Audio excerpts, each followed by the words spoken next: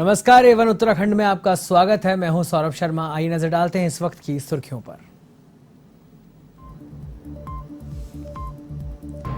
राष्ट्रपति पद की उम्मीदवार द्रौपदी मुर्मू का देहरादून दौरा, सीएम आवास पर बैठक का आयोजन, भाजपा सांसदों और विधायकों से की अपने पक्ष में मतदान की अपील।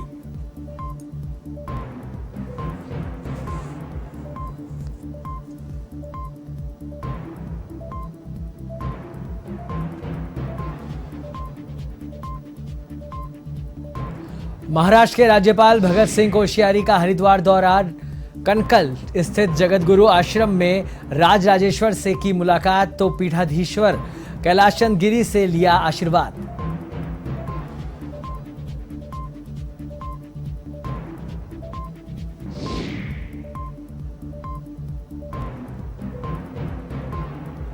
कांवड़ मेले को लेकर डीजीपी अशोक कुमार की अपील, कहा यात्री 7 फीट से ज्यादा ऊंची कांवड़ ना लाएं और डीजे भी नियंत्रित आवाज में बजाएं, तो प्रशासन को सुरक्षा व्यवस्था को लेकर दिए निर्देश।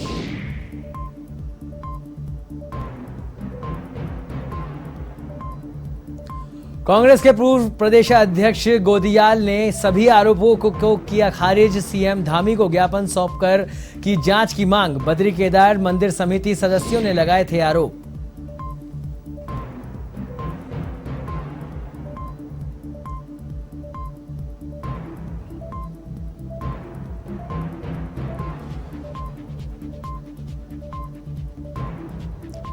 उत्तराखंड में कांग्रेस को लगा झटका, कमलेश रमन, राजेंद्र प्रसाद रतूड़ी और कुलदीप चौधरी हुए आप में शामिल। उप मुख्यमंत्री मनीष सिसोदिया ने दिलाई सदस्यता।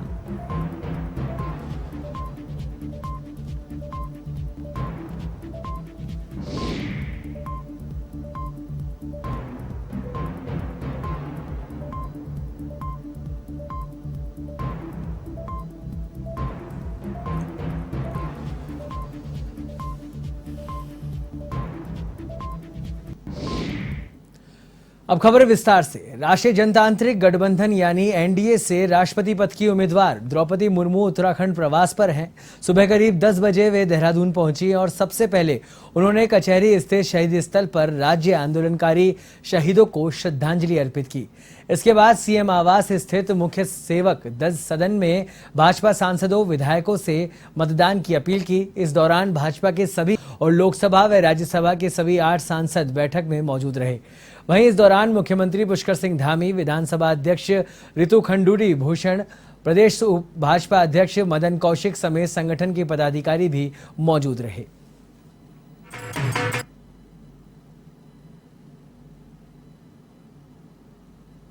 आज एनडीए की राष्ट्रपति पद की प्रत्याशी श्रीमती द्रौपदी मुर्मू का उत्तराखंड का दौरा था, जिसमें भारतीय जनता पार्टी के सभी विधायक, सभी राज्यसभा और लोकसभा के सांसदगण और 2 इंडिपेंडेंट विधायक यहां उपस्थित रहे।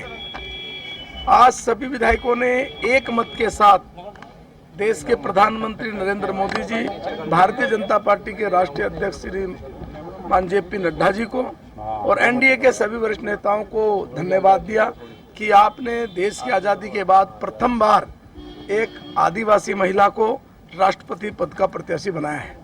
और साथ साथ ये भी आश्वस्त किया कि उत्तराखंड राज्य से भारतीय जनता पार्टी के सभी विधायक और सांसद और जो हमारे 2 इंडिपेंडेंट हैं और 2 बहुजन समाज पार्टी के, उनसे भी हमने निवेदन किया है कि आप भी, चूँकि उत्तर प्रदेश की जो पूर्व मुख्यमंत्री है, बहुजन समाज पार्टी की राष्ट्रीय अध्यक्षा, उन्होंने भी मुर्मू जी के लिए कहा है, तो आप भी यहाँ हमें समर्थन करेंगे। तो आज इस आशा और उम्मीद के साथ हमने द्रौपदी मुर्मू जी का भव्य स्वागत किया, अभिनंदन किया और उनको आश्वस्त किया कि उत्तराखंड राज्य से एक अच्छे मार्जिन से आप बढ़त लेके जाएंगे। महाराष्ट्र के राज्यपाल भगत सिंह कोश्यारी हरिद्वार दौरे पर रहे, जहां उन्होंने कनखल स्थित जगतगुरु आश्रम में राज राजेश्वर से मुलाकात कर आशीर्वाद लिया। यहां से वे दक्षिणकाली मंदिर भी गए और पीठाधीश्वर कैलाश नंद गिरी से मुलाकात कर आशीर्वाद लिया।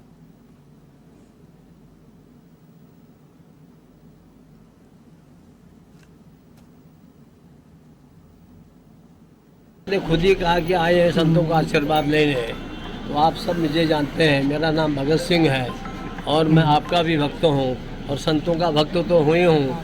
तो 2-4 संतों का आशीर्वाद लेके जाऊँगा तो जिस काम में लगा वो काम अच्छा होगा, आप लोगों का प्रेम बना रहेगा तो अच्छा। केंद्रीय रक्षा और पर्यटन राज्य मंत्री अजय भट्ट ने रुद्रपुर में नारी शक्ति स्वायत्त सहकारिता संगठन द्वारा निर्मित उत्पाद की विस्तृत रूप से जानकारी ली। उन्होंने इस दौरान हर घर तिरंगा अभियान के तहत राष्ट्रीय ध्वज, तिरंगा और अन्य उत्पादों की खरीदारी की। उन्होंने विकास भवन परिसर में फलदार पौधे लगाए और इस अवसर पर रक्षा राज्य मंत्री भट्ट ने कहा कि अगर हमें पर्यावरण को शुद्ध करना है तो निरंतर बढ़ते प्रदूषण व ऑक्सीजन की कमी को दूर करने के लिए पर्यावरण की चिंता करनी चाहिए और हर व्यक्ति को कम से कम एक पौधा अवश्य लगाना चाहिए।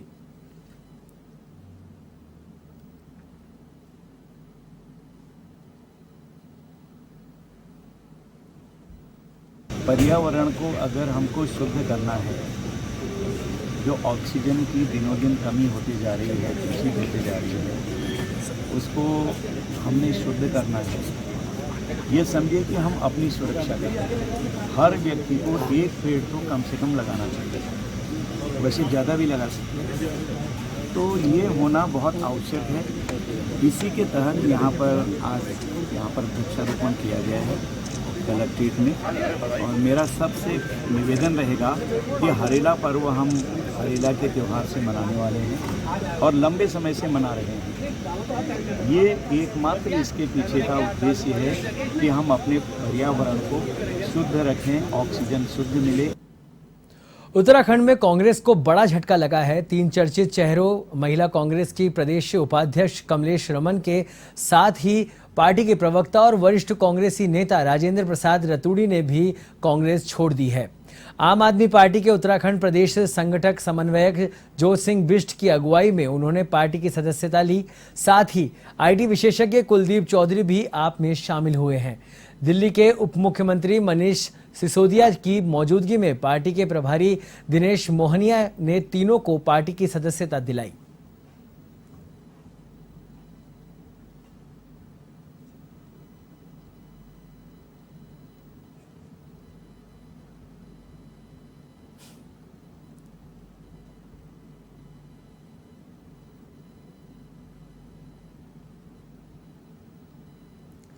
पूर्व प्रदेश कांग्रेस अध्यक्ष गणेश गोदियाल ने बीकेटीसी के सदस्य की ओर से उन पर लगाए गए भ्रष्टाचार के आरोपों की जांच एसआईटी को या उच्च न्यायालय के अवकाश प्राप्त न्यायाधीश की देखरेख में गठित कमेटी से कराए जाने की मांग की है।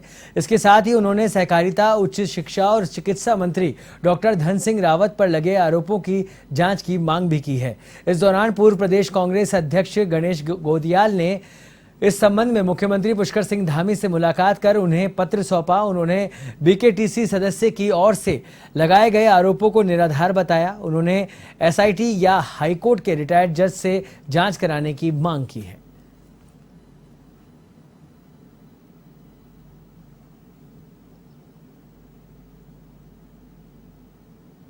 कोटद्वार में यूथ कांग्रेस का विरोध देखा गया। कार्यकर्ताओं ने तहसील परिसर पर सांकेतिक धरना दिया, साथ ही सरकार के खिलाफ जमकर नारेबाजी भी की। बता दें कि अब ग्राहकों को सिलेंडर के 50 रुपए अधिक देने होंगे। मोदी सरकार होश में आओ, सेवा बहाल करो, स्वास्थ्य सेवाएं जल्द बहाल करो। भाजपा सरकार मुर्दाबाद। स्वास्थ्य कर्मियों की सेवा बहाल करो। मोदी सरकार के द्वारा बार बार महंगाई को बढ़ाया जा रहा है। गैस सिलेंडर के दाम बढ़ाए जा रहे हैं। महंगाई दिन प्रतिदिन बढ़ती जा रही है। कोटद्वार की बात करूं तो कोटद्वार हॉस्पिटल में पिछले कुछ दिनों पहले 18 लोगों को हॉस्पिटल से हटाया गया है और स्वास्थ्य सेवाएं बिल्कुल चरमरा गई हैं। कोटद्वार के अंदर जो भी मशीनें हैं वो सब काम नहीं कर रही हैं। सरकार इस ओर ध्यान नहीं दे रही है। तो महंगाई को लेकर और स्वास्थ्य सेवाओं को लेकर जो मूलभूत जरूरत के जो मुद्दे हैं जनता के, उनको लेकर आज कांग्रेस का फिर से यूथ कांग्रेस का यहाँ पे धरना प्रदर्शन है।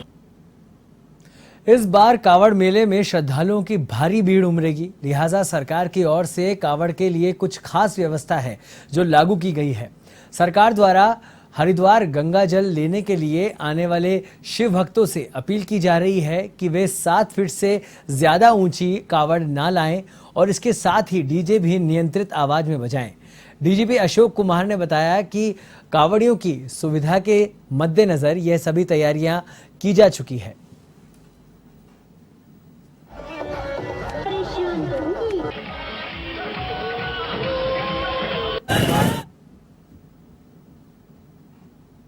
अभी भी व्यवस्था यही की है कि 7 फुट से लंबी कांवड़ न रखी जाए और बाकी में भी हमारा ओवरऑल प्रयास है कि ऐसा हम काम करें औरों को असुविधा न हो। सब कुछ भी करते तो नियंत्रित ढंग से करें। वो अभी यही प्रयास होगा कि वो नियंत्रित ढंग से उसको करें। अगर कोई नहीं करते तो फिर हमें बड़ा और सख्त कार्रवाई करनी। जुलाई से शुरू हो रही नीलकंठ की कावड़ यात्रा को अंतिम रूप देने के लिए एसपी देहात ने ऋषिकेश मुनि की रेती और लक्ष्मण झूला थाना क्षेत्र के पुलिस अधिकारियों के साथ बैठक की और निर्णय लिया कि कावड़ यात्रा के दौरान तीनों जनपद की पुलिस किसी भी हालत में आपसी सामंजस्य को टूटने नहीं देंगी। साथ ही यदि कोई भी अधिकारी लापरवाही करता हुआ पाया जाता है तो उसके खिलाफ सख्त कार्रवाई की जाएगी।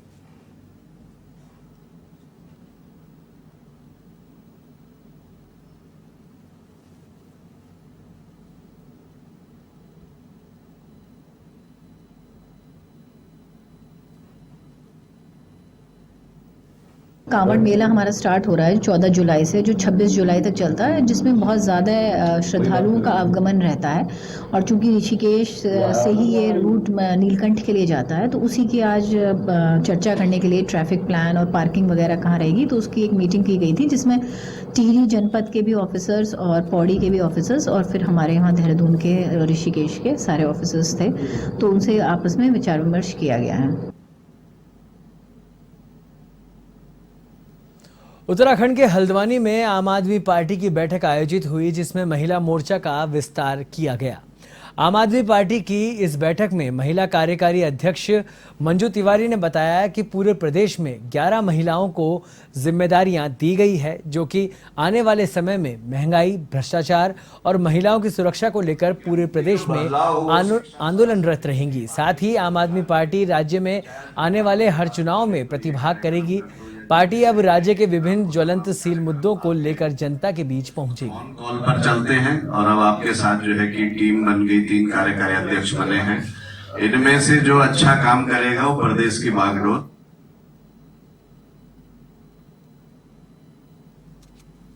राष्ट्रीय संयोजक केजरीवाल जी ने, जो दिल्ली के मुख्यमंत्री हैं, हमारी प्रभारी जी ने, मोहनिया जी ने, और हमारे शिशुपाल जी जो हमारे साथ हैं अभी, और महिलाएं आधी आबादी इस देश की है और विशेषकर उत्तराखंड जो राज्य है वो महिलाओं पर आधारित है।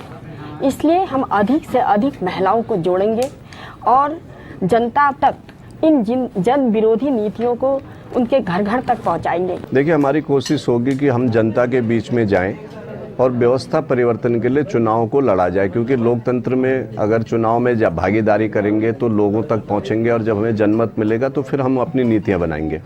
आज इसी कड़ी में हमने जो है कि उत्तराखंड में महिला मोर्चा का गठन किया है जिसमें 3 कार्यकारी प्रदेश के अध्यक्ष। उत्तराखंड के सितारगंज सामुदायिक स्वास्थ्य केंद्र में जनसंख्या स्थिरीकरण पखवाड़ा कैंप का उद्घाटन ब्लॉक प्रमुख कमलजीत कौर ने किया। सामुदायिक स्वास्थ्य केंद्र के मुख्य चिकित्सा अधिकारी डॉक्टर राजेश आर्य ने बताया कि जनसंख्या स्थिरीकरण पखवाड़ा कार्यक्रम 24 जुलाई तक चलेगा, जिसमें परिवार नियोजन से संबंधित जानकारी भी लोगों को निःशुल्क दी जाएगी।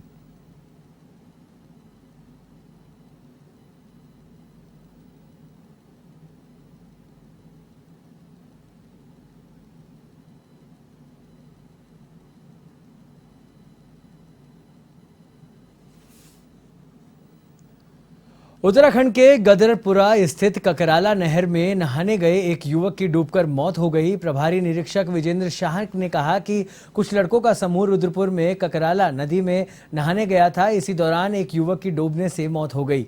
घटना के बाद गोताखोरों की मदद से शव को बाहर निकाला गया। फिलहाल पुलिस मामले की जांच में जुट गई है।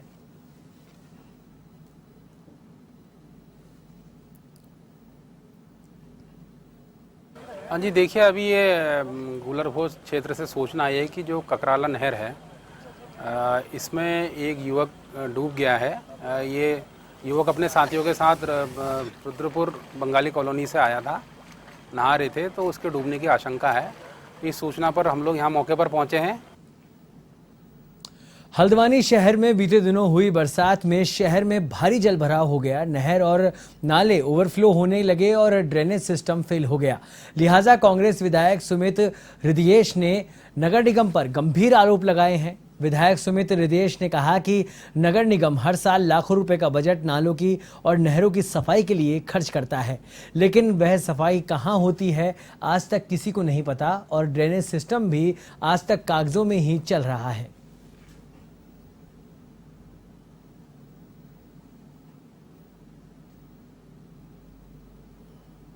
नगर निगम लगातार नालों के ऊपर खर्चा दिखाता है, लाखों लाख रुपए का, 85 लाख रुपए का प्रति वर्ष। आज तक आपने नाले साफ होते हुए शहर में देखे हैं? मैंने अपने आंखों से नहीं देखा। ये केवल खाऊं और खिलाऊं नगर निगम की जो पॉलिसी है, जिससे पूरे शहर की जो अव्यवस्थाएं हैं, सारी सड़कें यहाँ पे खुदी पड़ी हैं। HPCL हो, वो नगर निगम को एक अमाउंट देता है, एक परसेंटेज देता है रोड बनाने का कि मॉनिटरिंग हो, लेकिन आप देख लीजिए सड़कें जो खुदी हैं महीनों तक उनकी बदहाली है। तो नाले हो, पद नाले हो, सफाई हो, व्यवस्था हो, नगर निगम शून्य। चंपावत जिला प्रशासन ने पहाड़ों पर लगातार हो रही बरसात के चलते तराई क्षेत्रों में नदी तट वाले इलाकों में अलर्ट घोषित कर दिया है, जिसके चलते टनकपुर शारदा घाटों जो भी की पूर्णागिरी तीर्थ स्थल आने वाले श्रद्धालुओं के बीच अति प्रसिद्ध है, वहां जल पुलिस के जवान खड़े कर दिए गए हैं। टीम लीडर रविंद्र कुमार ने जानकारी देते हुए बताया कि प्रशासन की ओर से वह और उनकी टीम लगातार शारदा घाट पर आने वाले तीर्थयात्रियों को गहरे पानी में जाने से रोकने और संकटकालीन बचाव कार्य करने के लिए 24 घंटे मुस्तैद हैं।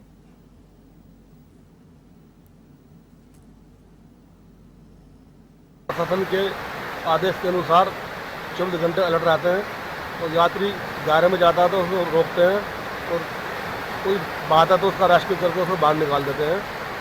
फिलहाल जो पहाड़ में काफ़ी बरसात हो रही है तो लगातार जलस्तर बढ़ रहा है नदी का, तो उसी हिसाब से जो हमारी पूरी टीम जो रेस्क्यू भी करते हैं हम यहाँ पे और यात्री को समझाते हैं कि ज़्यादा गहरे पानी में मत जाओ। उसके बाद भी लगातार पूर्णागिरी का मेला लगातार। पहाड़ी क्षेत्रों में लगातार हो रही बारिश से लस्कर तहसील के पास से होकर बह रही सोलानी नदी का जलस्तर बढ़ने के कारण टूटे हुए तटबंध से गांव में पानी घुस गया है, जिससे गांव के लोगों में हड़कंप मच गया है। मामले की सूचना लस्कर SDM गोपाल राम बिनवाल को दी गई और JCB मशीन मौके पर पहुंच गई है और ग्रामीणों की मदद से सोलानी नदी के तटबंध में बने रास्ते को तत्काल भर दिया गया है। इसके बाद ग्रामीणों ने राहत की सांस ली है।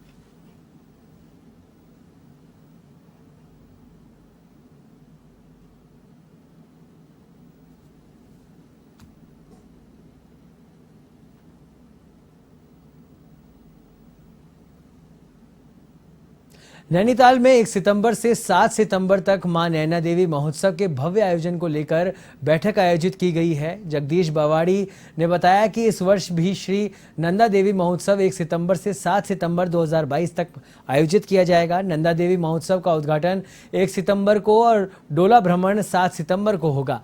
इस महोत्सव के लिए 18 समितियों का गठन किया गया है।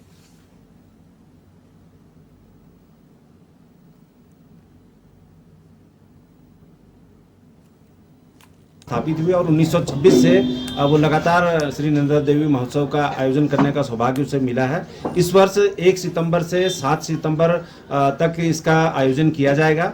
जो मां नैना देवी मंदिर में इसका आयोजन किया जाएगा और प्रथम दिवस को 1 तारीख को इसका उद्घाटन होगा और 2 तारीख को कदली वृक्ष का भ्रमण मां वैष्णो देवी मंदिर से मलिताल की तरफ और फिर नैना देवी मंदिर की तरफ हम सब लोग चलेंगे। 3 तारीख को मूर्ति निर्माण का काम होगा और 4 तारीख को ब्रह्म मुहूर्त में अष्टमी के रोज मूर्ति स्थापित की जाएगी ब्रह्म मुहूर्त में और फिर जो हमारे श्रद्धालु हैं वो उनके दर्शन कर सकेंगे और मां का आशीर्वाद ले सकेंगे। घोड़े की टीम में भी हमारे साथ होंगी। A1 उत्तराखंड में फिलहाल इतना ही। देश और दुनिया की तमाम खबरों के लिए आप देखते रहिए A1 TV।